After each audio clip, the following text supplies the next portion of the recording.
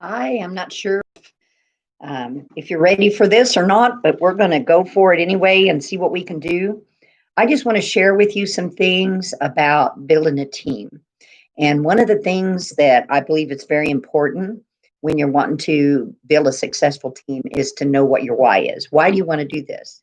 Um, it took me a while to really get mine down to where I knew what I wanted and why I wanted it. I knew I wanted to be a blessing to the church. I knew also that I wanted to be able to bless my family financially.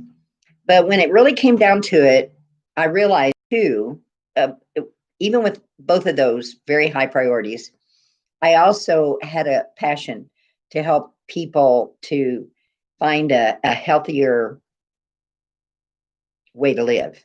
And I know I had made some bad choices in lifestyle that caused me a lot of issues physically. And so what I chose to do then was try to find all these modalities and praying and trying to find out what I could do to turn my life around. And I told the Lord, I said, I'll do my best to do, to eat the way I should, to do all the things that I know I need to do for a healthier lifestyle. And if you'll just bless me, Lord, I appreciate it. And so that's what started me out.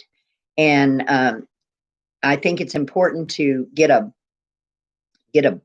vision board up. And if you haven't done that, perhaps you'll go ahead and do that. I think what's important in building a team is to be focused on enrolling leaders who enroll. That's really important. Once you've got your why going, and if you really want to be a successful six-figure um, income earner, then you need to enroll leaders who enroll. So when you enroll, personally, you have momentum and you also have enthusiasm for the product. You've got to have enthusiasm for the product, but you also have to believe that you can do it with God's help.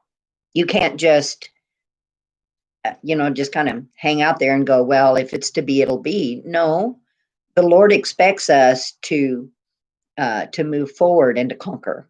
And that's basically what we really need to do. And one thing you've got to get rid of is the victim personality. You've got to be, instead of a victim, you've got to be held accountable. Now, someone who's considered a victim, they avoid reality and ask no questions. And if I talk to somebody and I find out that they're not engaging, they're not caring how to sign up for the next order, or they're not wanting to know how to use the oils, then they're probably not someone who I really believe is going to be a proactive user, let alone a builder. They either have an attitude of knowing everything already, which is really dangerous, or they just don't care.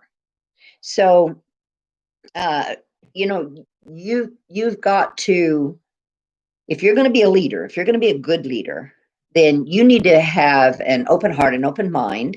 You've got to listen to people, not just have things ready in your mind about what I'm going to say, and I've got the answer to that. You've got to really listen.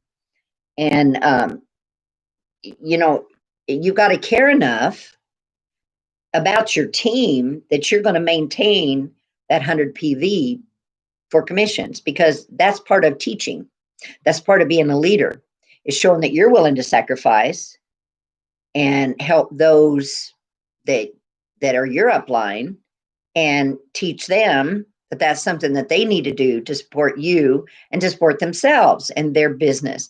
Because you can't find a better way to build a business and just spend $100 a month. I mean, I've got this wellness center here. It costs all kinds of overhead. I mean, gas, electric, water, inventory. It costs money.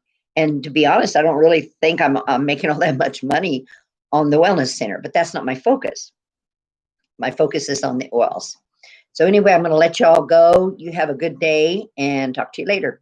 Bye.